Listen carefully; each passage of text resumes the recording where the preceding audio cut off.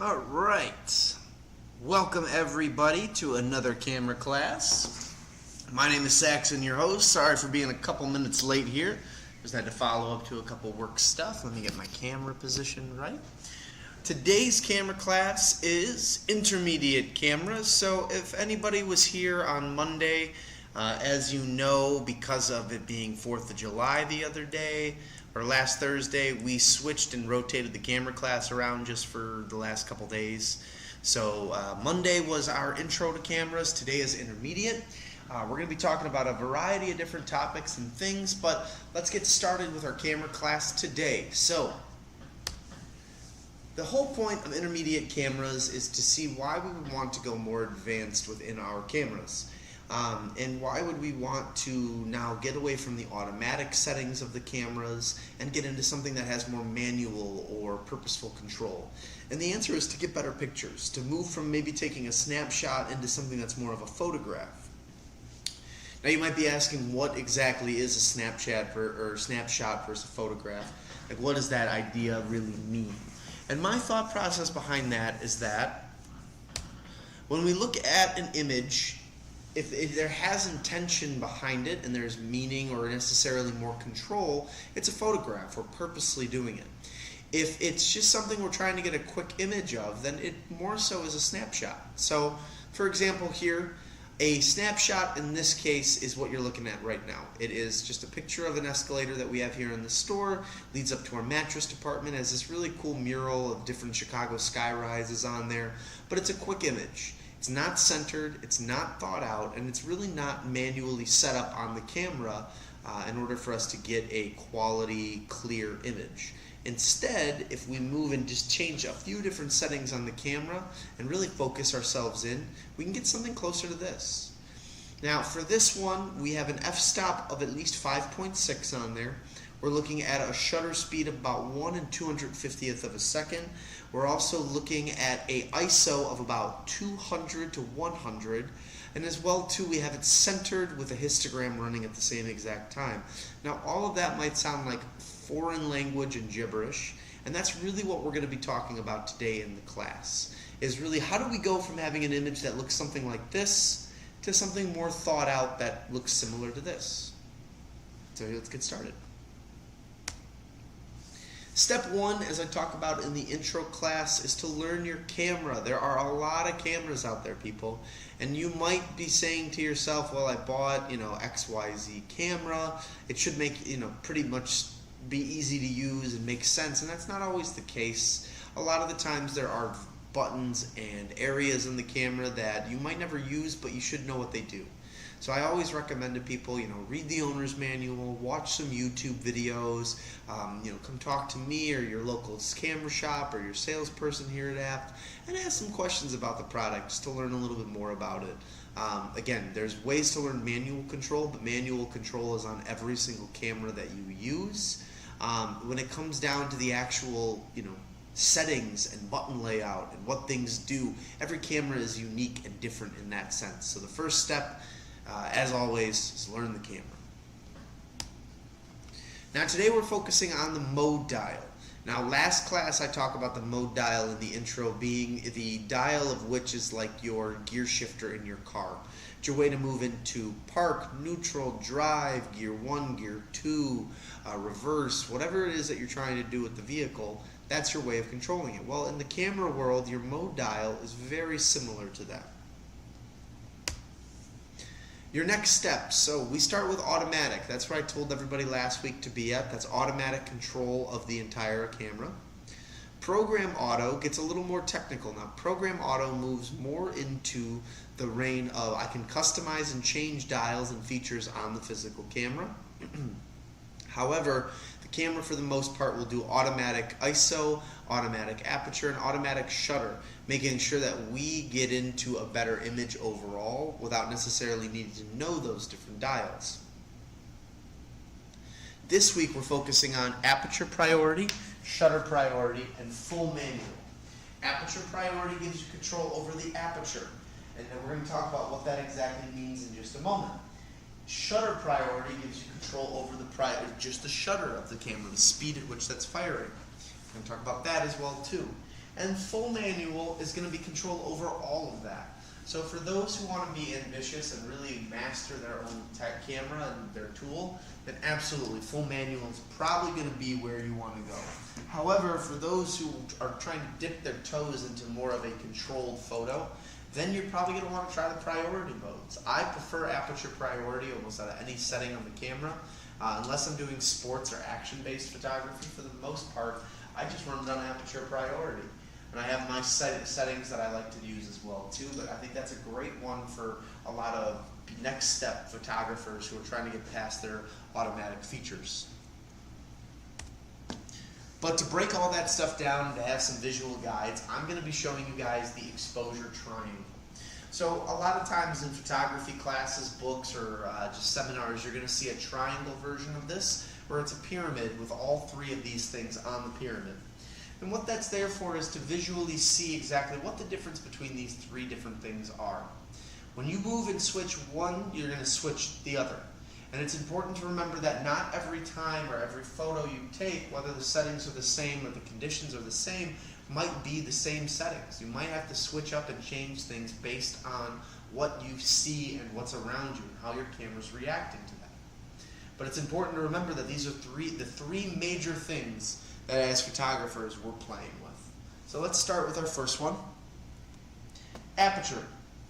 The way that I look at aperture is that if you look at the human eyeball, if you look at the black part, the iris will get bigger or smaller based on how much light is coming into it. If we are in the bright sunlight, our iris is going to be super tiny. And if we're in the pitch dark, our iris is going to be super big.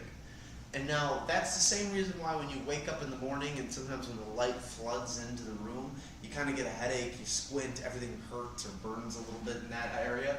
It's because that your eyes are completely wide open to accept as much information in as it can, so that way you can see and process information. The same is said with a camera. However, with a camera, not only are you letting that amount of light in, but the aperture is also affecting your background to foreground separation. When we look at the higher number, f22, we can see that we see the person and the pyramids in the background in full focus. As we slowly start to lower that number at f8, the pyramid starts to get extremely blurry in the background. At f2.8, it's almost unrecognizable, and at f1.4, you can't even see it. And more advanced prime lenses can get all the way down to an aperture of 1.2. So it's one of those things to keep in mind that depending on what level of photography you're trying to be at, the lower the aperture, which we're going to call maximum aperture, is going to be probably the better for you. So for example, for portraits, typically a 1.4 or 1.2 millimeter lens, 1.4 or 1.2 f-stop on a lens, like a 50 mil or a 35 or a 75, might be extremely appropriate. It might be a better fit for whatever it is that you're trying to do. However, if you're doing a family group shot and you're outside and you've got a lot of sunlight, an f22 might be the better bet for you. You're not letting as much light in, but it's a nice bright sunny day. That mixed with a faster shutter speed might help you bring in a good amount of light. The idea, though, is that we have to comprehend two different things. How much light is available to us, and how much of the foreground to the background do we want to separate. That's the key with aperture. To review that a little bit, we can look at a couple images. So when we look at the dog's nose on the left-hand side, we can see that the dog in the front is clearly in focus. You can see the grooves and the cracks on the nose, the whiskers, the fur, everything is there and clear as day. When you look behind that guy, then you can see another dog in the background. You can make out that that's a dog. You can tell that that is a dog and not, just a cat or some other random animal. However, you can't see it clearly in focus. So when you're looking at that, it's maybe not easy to tell what type of aperture it is. However, we could probably take a good educated guess. When we look back to our chart, we're probably sitting somewhere for that dog at the f5.6 to f4, where in this image you can clearly see those are pyramids behind our main subject. However, our main subject is the primary focus, much like the dog's nose is the primary focus, yet the other dog in the background is a little bit caught off.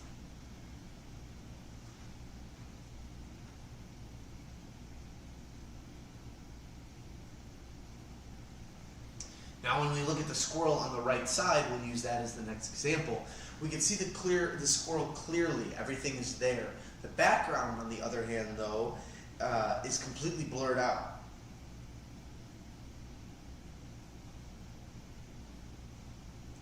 With it being blurred out completely, we can see the green, the foliage, we can see that color and texture there is available. However, we can't necessarily see as much detail as we can on the image on the left with our dogs. Is that just more tree behind them? Is that a bush? Is that grass that's behind it? Maybe this piece of wood is on the ground. What exactly is behind the squirrel? We don't know, but we can basically tell that it's foliage and not much else. Much like when we look at our diagram, with the F2 and the F1.4, we can tell that there's a background there. However, we can't exactly tell what that background is. That's great as a photographer to have that kind of recognition and to understand that this is what those numbers are going to give us. So keep in mind, with aperture, you're letting in light, the lower the number is, but depending on where your aperture is, you're blurring out the background the lower the number is. So the closer we are to maximum aperture, that's then where we're going to see the background to foreground separation and the most light come in. So as a photographer who's doing portrait work, or someone who is doing something that maybe requires more indoor photography work, having a lower maximum aperture is a great tool to have as a photographer. However, can it be a little daunting? Yes, because if you don't understand it well enough, then you might not get the images you're trying to get. That's where practice really does come into play, and just having visuals for exactly what you are looking at really helps too. So going back to our images, here's another example of it with a deep and shallow kind of background to foreground separation. When we look at the dog, we can see it's the same image of the dog, or at least the dog's in the same placement. However, we can see a deep picture and a shallow picture. In the deep picture, we can see all of the forest preserved and where they're at, the trail, what have you there.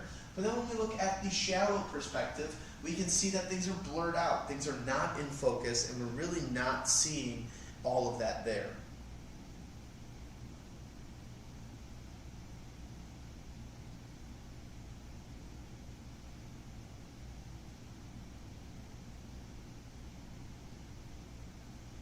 So again, to review, when we look at something like aperture, it is light coming in and it is background to foreground separation. Why would we want to then use something like aperture priority mode? Well, the reason we'd want to use aperture priority mode, and I like this picture for an example, is because we're trying to take a picture where we're conscious of our background and our foreground. We're conscious of how much light we are letting into the camera. If we're using automatic ISO, the camera's dictating whatever the light sensitivity is. It's dictating the speed of the shutter, which if we don't have a moving object, probably doesn't matter that much to us. But if we are on vacation and we really want to make sure we get a clean, crisp image, we can play with a lot of different features, one being the aperture priority mode, to just focus on that foreground to background relationship that we're having with maybe family members or our dinner or whatever is the thing that you're taking pictures of the most. That's what aperture priority mode is going to do for us. It's going to give us the ability to allow light to come into the camera, but it's also going to give us the ability to separate and create a deep or shallow background to foreground separation. Now on the flip side, shutter speed. Where aperture is concerned about light and the foreground to background relationship that we're seeing, the shutter speed is focused on the speed at which the shutter is opening and closing. And the reason we want to focus on this is depending on the objects that we're taking pictures of. Is what we're taking pictures of moving? Is there movement or action occurring during this? Well, then we probably want a faster shutter speed. A faster shutter speed is dictated by a higher number. So in this case, the guy that's running, our stick figure again, at 1/500th of a second, we've got a pretty fast running, moving guy. However, we have them caught in a still frame, so it's easy to catch and see them. When we move over to the slower speeds on the bottom, we can see that that same person that's running, excuse me, at the same speed at which they're running is harder to see. That's because now our shutter speed is at a slower speed, meaning that for faster moving objects, we're not going to catch them nearly as quickly. And that could be an issue depending on what we're doing. I get a lot of parents that come in, they want to catch their kids playing sports. They run, they do track or field, they do baseball, they hit the home run, they're running to first. But they want to make sure they get them in a good picture without blur, without motion. Shutter speed priority would be the reason I would push you to that. If you are going to NASCAR and you're all excited for the weekend races that just occurred last week, maybe you want to make sure you get a picture of the car as it's coming around the track. That's a fast moving object. However, if we set our shutter speed accordingly, then we're going to be able to get that amount of, that look, the still frame, even if something is moving fast. So the faster we set the shutter speed, the larger the number, the better we're going to be able to capture something moving at speed or at great lengths. The slower we set the shutter speed, the slower we're going to get on the image, but the more light we're going to let in. So very similar to aperture. That's the beauty of shutter speed as well too. And that's why they all work in conjunction when you're in full manual.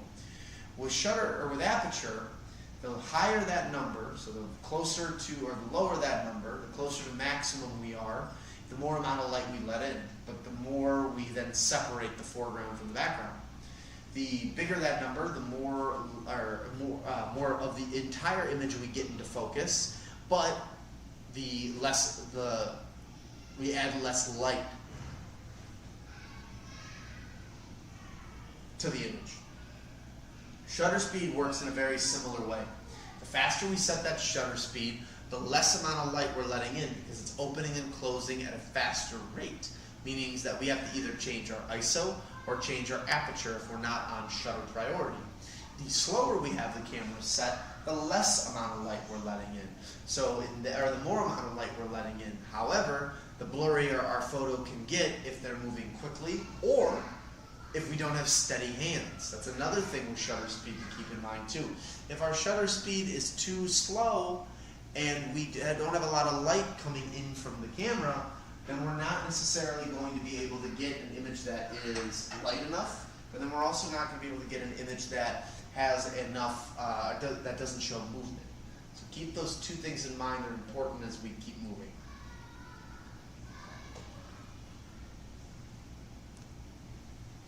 If we want to freeze action, we should be shooting at 1 in 1,000 or faster.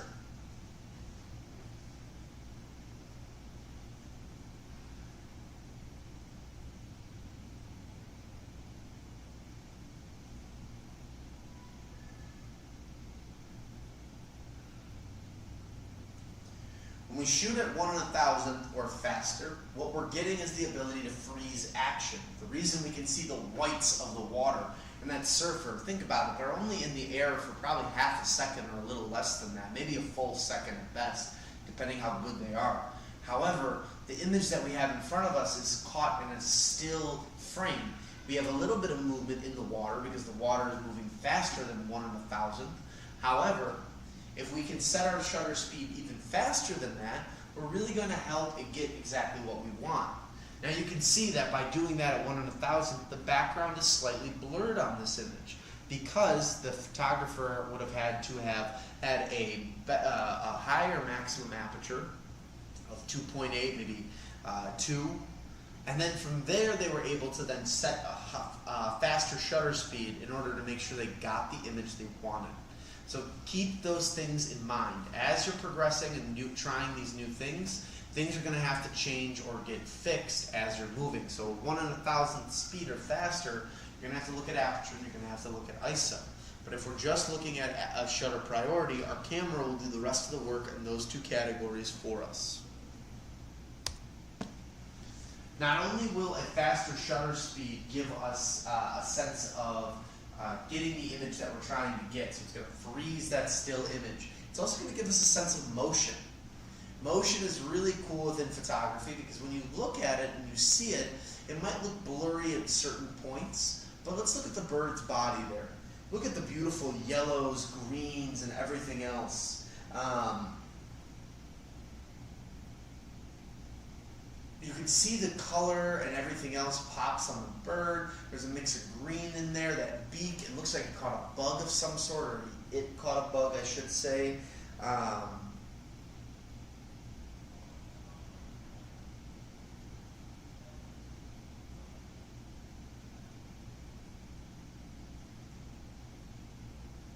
From there though, the wing, the motion in the wing is the coolest part.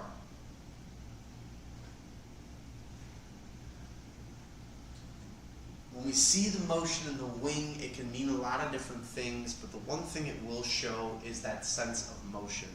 The blurriness doesn't necessarily always have to be a bad thing, and it's fun to play with that as a photographer. And when we're using settings like shutter priority, we can really see some cool stuff in that case. The lighting, the color, everything else on the bird's body looks fantastic, yet that little bit of blurriness on the bird shows that it's not just a still bird, it's not a dead bird, it's a live bird, it's moving, and we were able to get the most beautiful portion of the bird in clear and steady, in a clear and steady look. Within that being said, shutter speed doesn't only equate to the speed at which the shutter is going, but how long it can stay open.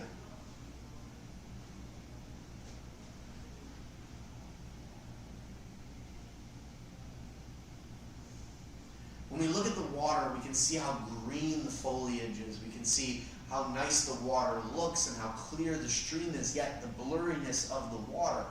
Because this is a long exposure, we're leaving this thing open for 10, 15 seconds, allowing for the image to collect as much data as it can before then showing it on our screen. So long motion might be tough to do for some because it does require a little bit of thought process, and it requires a stillness of the camera that really can only be achieved with a tripod or by putting this on a rock or some form of stabilization. However, by doing this, we can get deep colors and really amazing effects on the camera that you won't be able to get by just doing a fast shutter speed or a middle of the road shutter speed. So long exposure will give us a little bit of dramaticism, it'll pop out color, it'll give us a little bit more to play with in the image as a whole, which will just look really sharp and fun.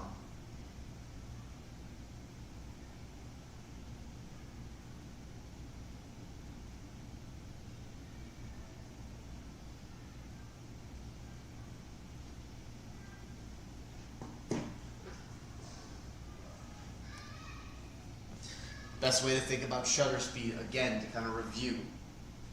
When we want to have a frozen motion, we're going to speed up the image.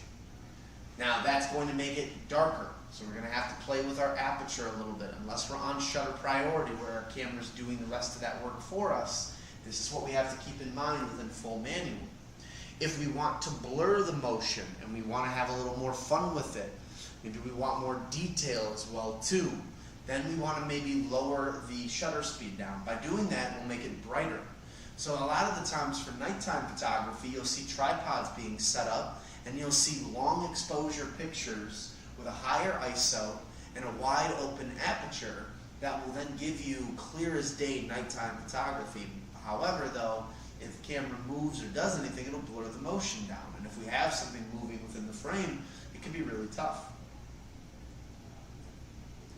Photography is all about finding balance, and there's no one right way to take a photo of anything. It's important that we find the best solution for what we're trying to accomplish.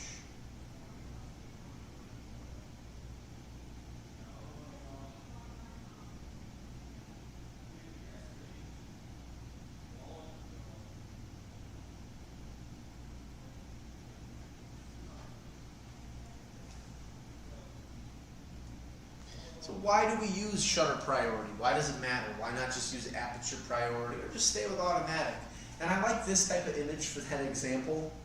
I think it's really good because this is the type of thing where if you were a brand new camera user and you were to go to take a photo of what looks to be ultimate frisbee or soccer, and you get an image like this, it might seem daunting, it might seem stupid. Why am I not just using my cell phone if my camera can't even do what my phone can? And like I said in the first class, your phone or your camera is not like your cell phone. They make the camera on the phone pretty self-explanatory and I would say dummy-proof for the lack of a better term, because they want you, the user, to feel like this is the only thing that you need. Part of the reason we're upgrading into a full camera, DSLR, mirrorless, or point-and-shoot setup is because we're looking for something that has the next push or pizzazz into something exciting and something more powerful. So again, it's tough sometimes when we have our nice camera and it doesn't do the thing we want it to do, but this is why we take classes and we learn and we practice. The main point of everything is to practice your photography skills. So in this case, if you're taking a picture and you get a blurry image like this, it might be a great idea to move to shutter speed priority, so that way you're able to change just the speed at which the camera's firing in order to make sure that you're capturing quick motion and action within a freeze frame.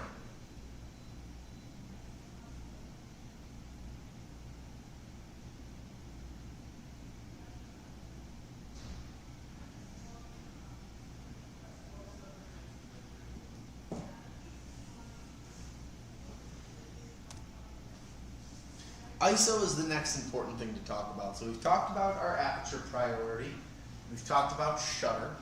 Now we're going to talk about ISO. ISO is a technical term. There is a longer name for what this exactly means. However, the best way to describe this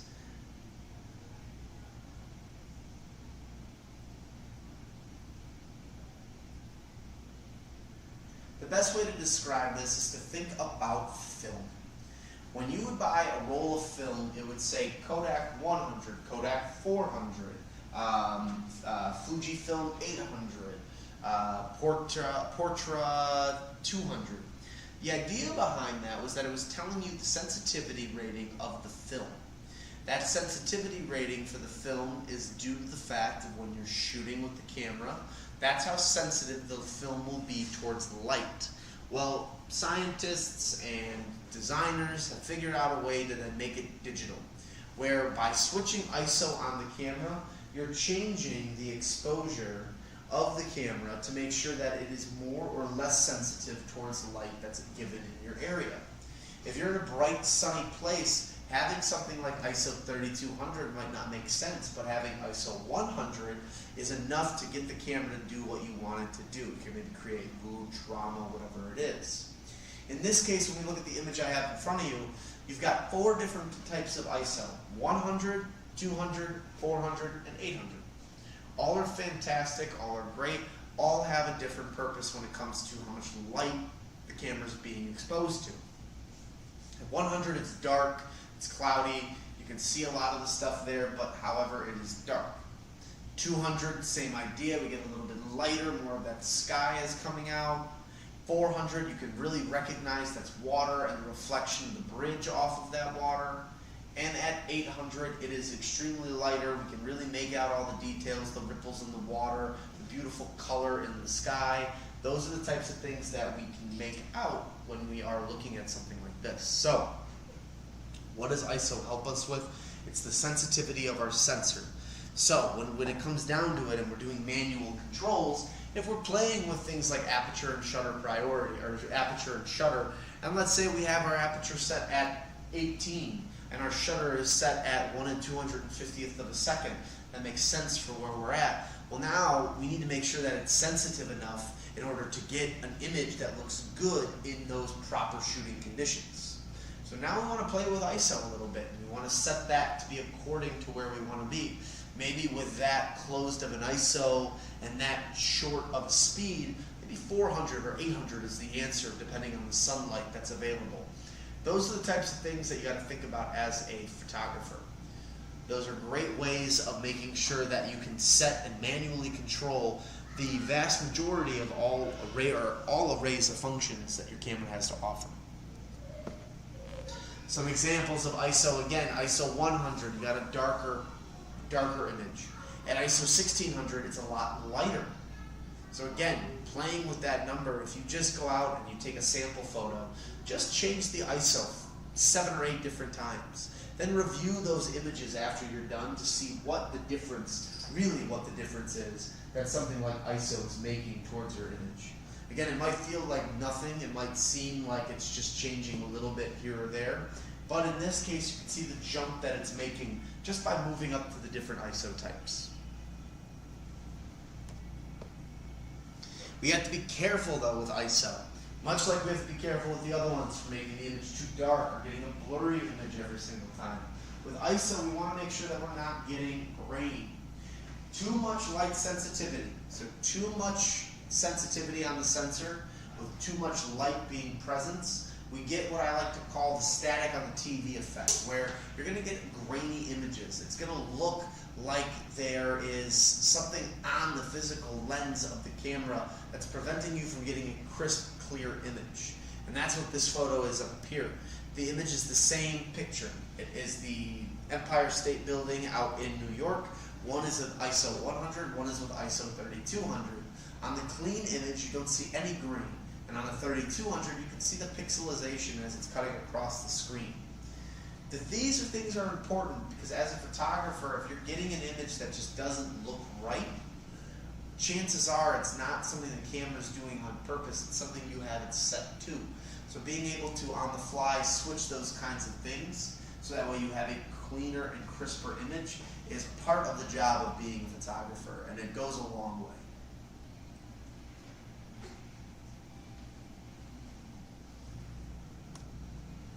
Auto ISO. I really like to use auto ISO. It's not very often that I set my ISO to a certain number. And that's not to say that I don't ever set my ISO to a certain number. It's just the fact that as I'm getting more and more experience with my camera, as I'm commissioned to do more stuff, it's one of those things where as I'm going through, I realize I'm going indoors, I'm outdoors, I'm walking around different settings or environments. And by doing that, I'm constantly in and out of different spaces with lighting differences. With that being said, it's really hard for me to just stick with having a one ISO number set. I can. However, the chances of me needing to change it as I'm going are high. If I set auto ISO on my camera when I know I'm going to be shooting both indoors, outdoors, in fluorescent lighting, in incandescent lighting, in something that has more of a yellow tint, and something that has more of a white tint, whatever the chance may be, if I use auto ISO, that's one less thing I have to think about. I'm letting the camera choose its sensitivity for me, and all I'm doing is focusing on the aperture or the shutter or both.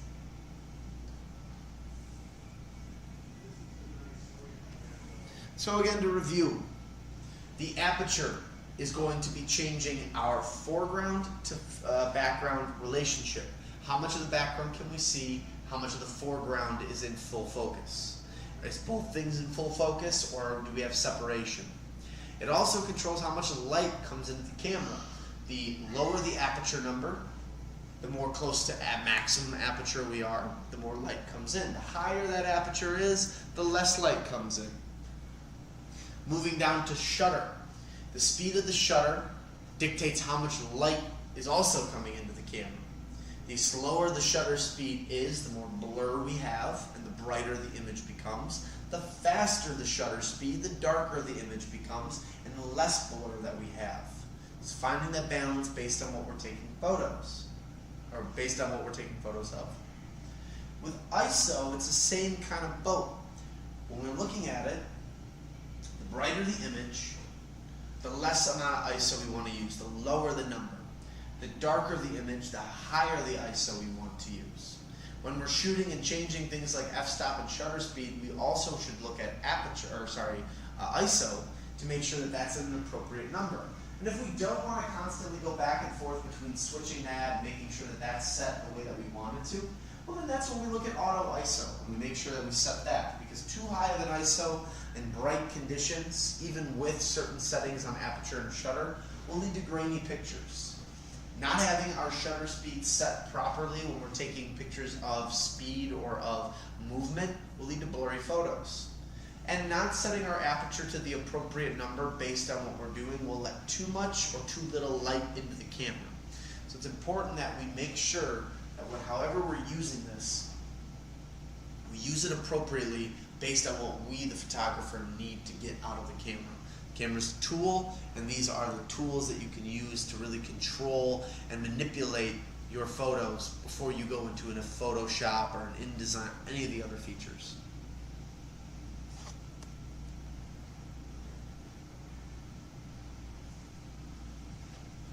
Now let's look at a couple different categories. Now these are extra things that you can look at as a photographer to help the number, or to help your photo, sorry. Exposure meter being one of them. Positive numbers will raise exposure, making it brighter. Negative numbers will lower the exposure, making it darker. Why does this matter? If you've set your camera perfectly and you've got everything the way that you want it to be, it all looks perfect, but it's still coming out dark. It's still coming out not quite right. What do as a photographer?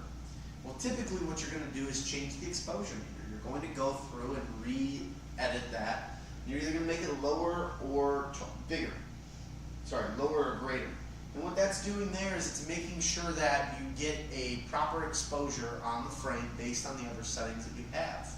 It will manipulate those settings slightly, however, without you needing to go through and continuously tweak the ISO, the f-stop, the shutter. If it all looks good, it's just maybe a little too dark or a little too bright, turn your exposure up and down to get the picture that you're trying to get.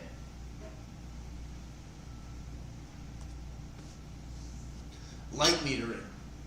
Every camera brand does it a little bit differently, and you can see I've got most of the big brands on there: Pentax, Panasonic, Fujifilm, Canon, Sony, and Nikon. But it's important to keep in mind what they actually do. So when you go into your settings and you're changing things, you're going to get things, like I said, like your ISO, like your aperture, like your shutter, and you get focus parameters. You're going to get white balance. And one of the big things you're going to get here is your light metering. When you look at light metering, multi is going to look at the light at different points of the sensor. So the sensor is going to be looking at the image. As the sensor is looking, it's going to readjust to make sure that it's focusing properly and getting the right amount of light based on what it is you're taking pictures of. Center is going to look at the middle and radiating from it. So again, you can kind of see a little shape of it, but center will be a dot in the middle of the camera with little radiation marks kind of coming off of it, and it's looking for things that are bleeding from the center portion of the sensor and trying to capture those as well too. So if you've got a candle burning, it should get those extra little bits of light that are coming and radiating off the camera to give it a cool effect. And then spot comes from only one center position of the sensor. So it's going to be one center point on the camera, it's going to be the spot of it, and that's all it's going to do. It's not going to radiate like center would do, however, it's going to give you just a center version of that. Then you've got entire screen average and partial. Those are going to be more towards Sony and Canon. They're more specific, but the way to look at them is that they're basically taking the entirety of the whole sensor, and they're able to then read that up and keep it going. So those are the types of things that you're seeing as you're looking at the physical light meter and as you're going with that. The light meter is dictating the amount of light in the room, very much like your ISO. However, what light metering is doing is it's making sure that your camera's sensor reads that appropriately for what you're trying to do. This mixed with ISO is our way of understanding what light is doing to the physical photo.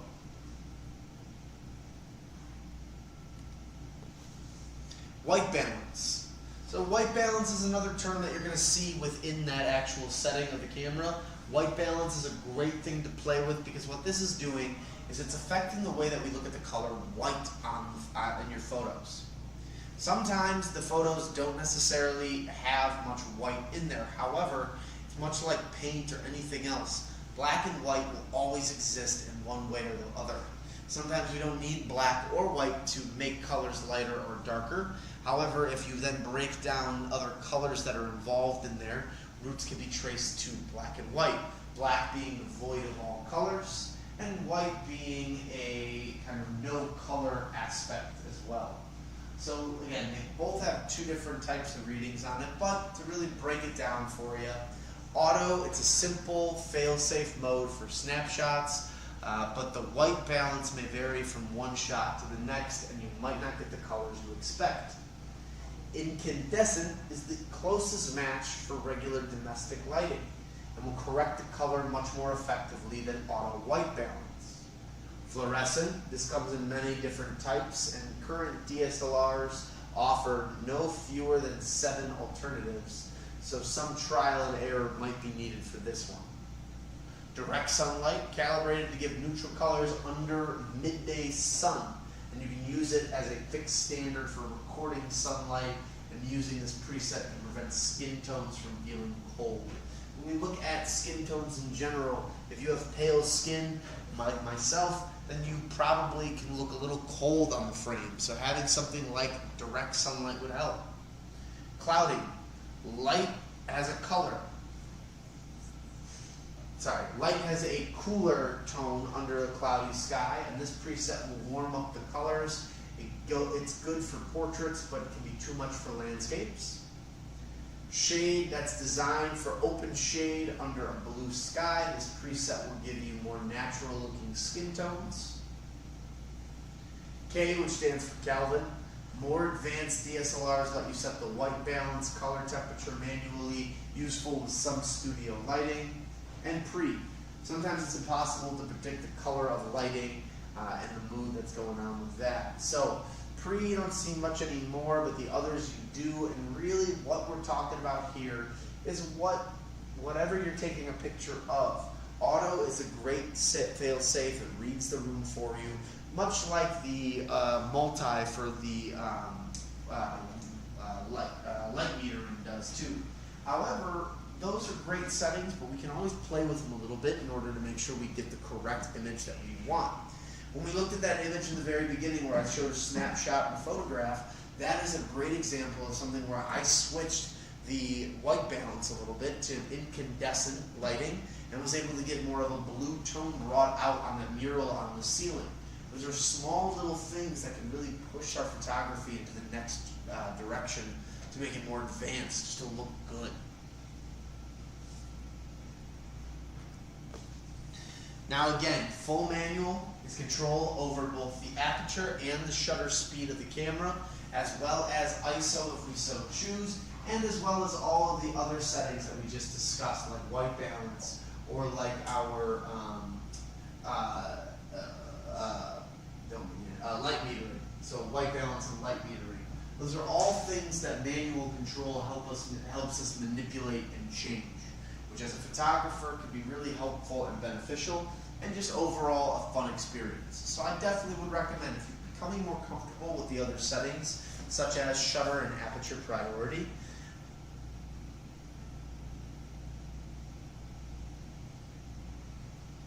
if you're more comfortable with aperture and shutter speed as well too, then you're going to then become more comfortable with full manual.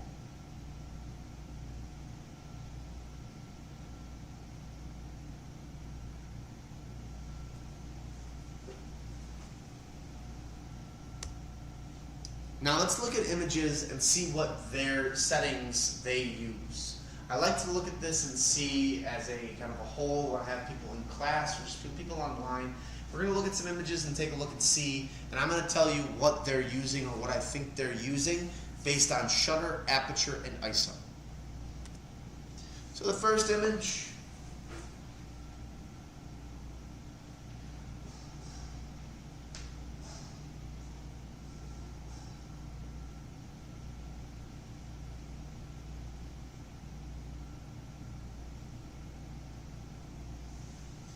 here we have just kind of a cityscape on a bridge, two buildings. They look very European, and I believe if you look at some of the signs on there, it is either Dutch or it is German that's written on there, I can't tell. However, though, it's a darker night sky, so the ISO is going to probably be somewhere between 400 and 800, given I think it's a little too high because of how bright the lights look. On top of that, you can really see everything from background to foreground, so the aperture I think is a little bit more in the mid-range. Probably something closer to 5 to maybe 8, maybe a 16. With that being said, the shutter speed doesn't have to be fast. I would say no faster than 1 250th of a second, just given the fact that this is a still image of some buildings and the bridge.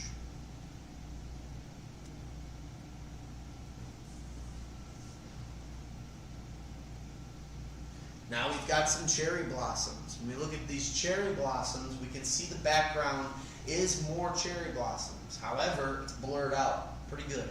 So I probably would say it's 2.8, maybe a little lower than that, 2. But I think 2.8, maybe a little higher, 4, would be more acceptable for this. The cherry blossoms show great color, and with the sunlight beating down, it's probably about an ISO of 100, I would say. Unless this was a very overcast or cloudy day, then maybe it would be a little bit higher to compensate for that. And as far as shutter goes, as long as these aren't blowing in the wind and have some directional push to them, then I think that this would probably be something closer to a 1 250th of a second shutter, or maybe a little bit slower.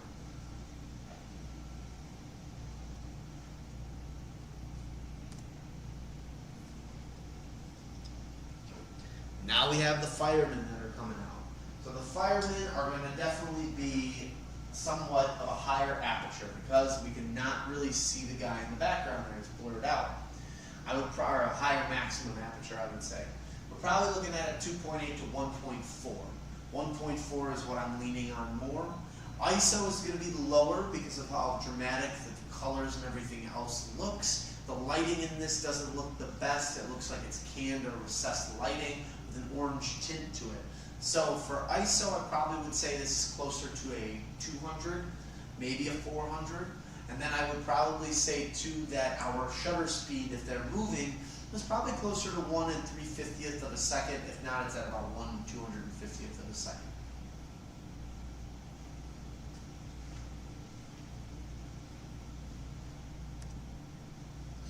Here we have the ram's head. We can see the detail on the ram's horns itself. This would make me believe that a couple different things. One, this could be a stuffed ram. I always make this joke with my people who come to the camera classes. Given the color of it, it looks very still and motionless. And from what I understand, these animals can be quite aggressive. So it could be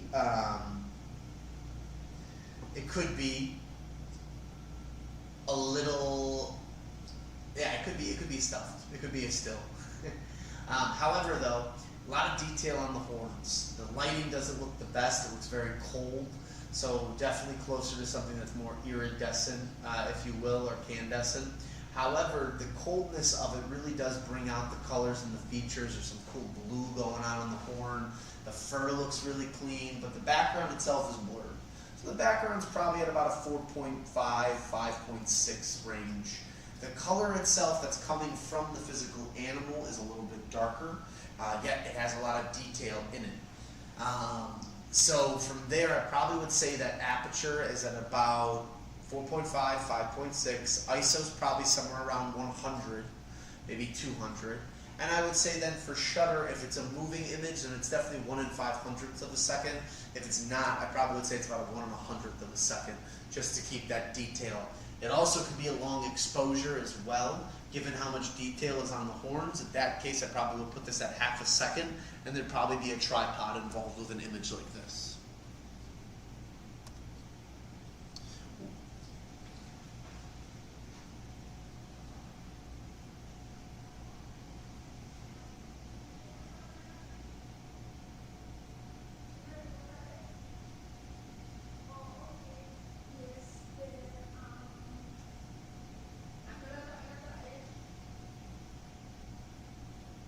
Here we've got some dogs playing catch. So with this, there's a couple different things going on. First and foremost, shutter speed is definitely 1 1,000th or faster. There's no way you can get a still image on dogs flying through the air like this without having a fast shutter speed. That being said too, aperture is probably going to be at a nice maximum aperture of 2.8 or 1.4 or 1.2 depending on the type of lens being used. If you were here last week and you were here for my intro class, we talked about lenses towards the end of last week. We moved it out of the intermediate and put it into intro because I think it's an important thing to talk about as a beginning photographer. But if we're really to understand how this works, the best thing I can say is that as we're using these settings and everything else, the faster, the bigger the zoom lens is, or the more of a zoom we have, it's not a prime lens, 2.8 f-stop is going to be the maximum number we can hit. If we have something that is closer to a prime lens, then the best we're going to get is a 1.2, 1.4. So it's important to keep that in mind. The amount of blur on these backgrounds could be something closer to 1.2, 1.4. However, this could also be something, depending on how close and zoomed up we are to the image, where we're getting maybe a 100 to 400 with an f2.8 continuous, or maybe a 70 to 200 with an f2.8 continuous. Depends on who the photographer is, depends on what it is that they're using. However, that background blur would make me feel like we're looking at something that's at least 2.8 at the maximum and all the way down to 1.2 at the minimum. The fact that in the left image you can kind of see the dog flying through the air and you can kind of tell that those are cars behind it. However, they're blurred out to the point where you really can't make anything out like license plates or makes and models. The main focus is the dog. And on the right side, kind of similar there, you can really see the foliage, you can see the branches, the leaves a little bit better. However, it's blurred to the point where it's, again, not the main focus. The main focus is the choppers on that dog as it's trying to catch the orange frisbee out of the air. So again, speed, definitely 1 in 1,000th or faster. Aperture, it's probably going to be something between a 1.2 and 2.8. And given that it's a bright sunny day, you can clearly see where the shadows are hitting the ground. I probably would put our ISO at about 100 at the minimum, maybe 300 or 400 at the max, but probably no more than that.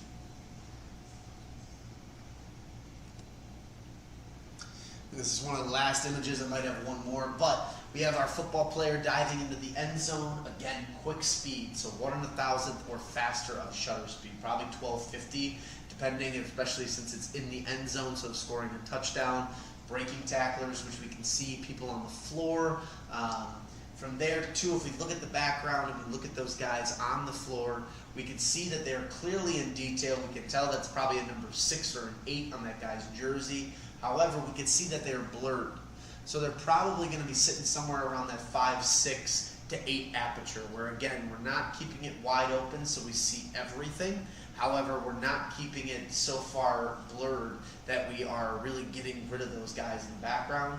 And then again, when we look at ISO or think about ISO, 100 ISO to 200 ISO is probably going to be the appropriate number for this, just given how much light is coming in and that drop shadow that we're getting on the physical image.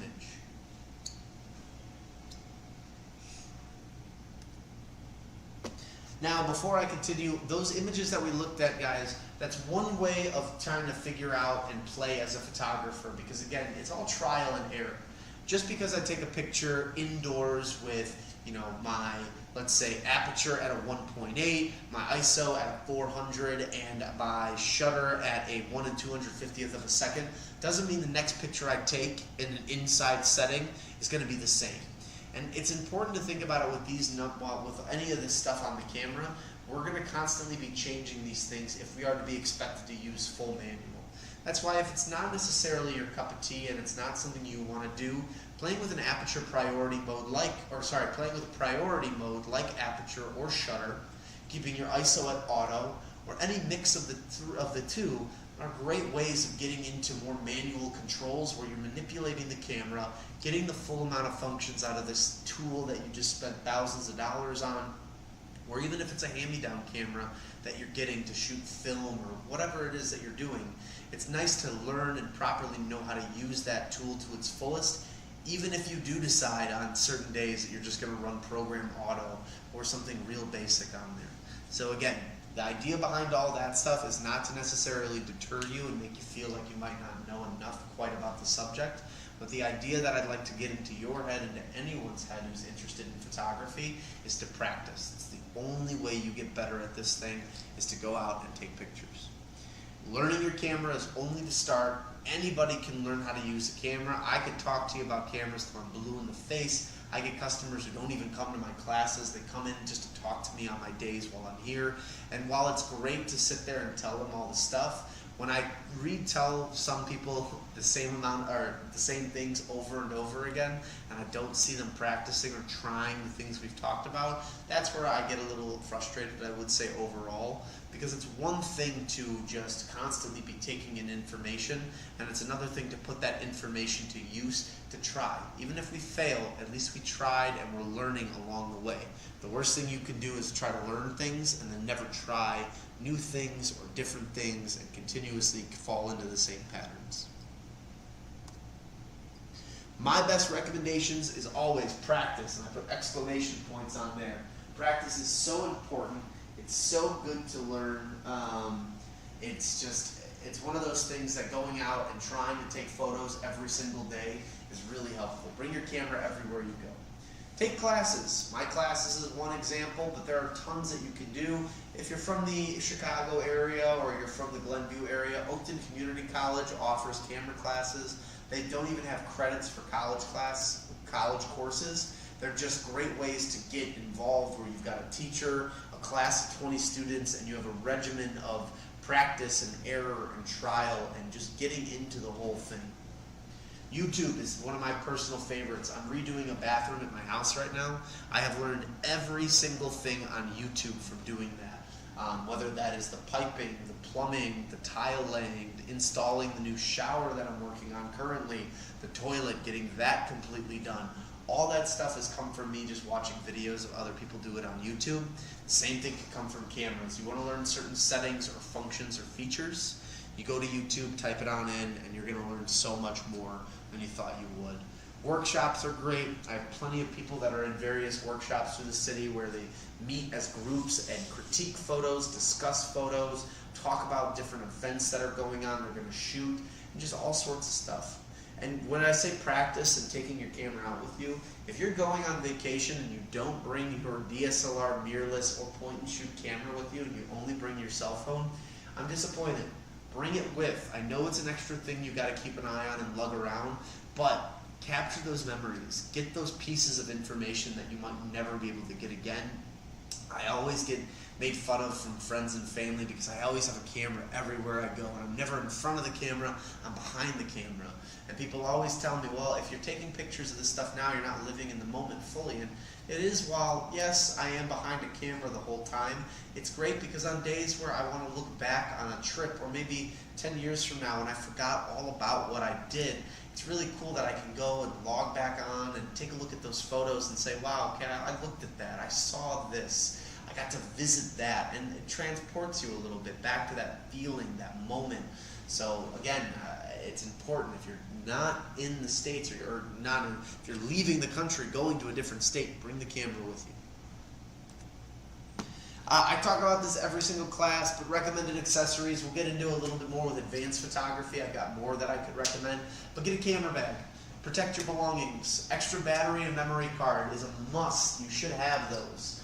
Just in case something isn't charged or the memory card doesn't work.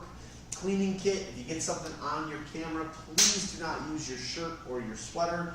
Get a cleaning kit, a microfiber cloth, and some spray. It goes a long way. A strap for your camera. It's not the best to just leave it on tables. You might forget it, it might get stolen. Keep that thing around your neck, you won't regret it. Then I would also recommend tripods. They're fantastic too. If you have stability problems with holding that stuff, get a tripod. External hard drives to take your images properly and save them. Polarizing filters and ND filters and additional lenses, which we talked about last week, are great accessories to add on to what your arsenal of cameras are. And I wanted to try to keep it at 6:30, so I wanted to make sure I taught for an hour. Thank you guys for coming to my class. My name is Saxon. I'm going to keep this going for a little longer. If anybody has any questions, I'll stay on for another couple minutes. It doesn't look like I have any current viewers on this one right now, but please do let me know if you don't want to ask your question on the stream right now. You can email or call me anytime. If I don't answer, just leave me a message. Let me know what you're calling for. I'll give you a call right back, but email is the easiest way. Even on my days off, I check my emails, so please do let me know.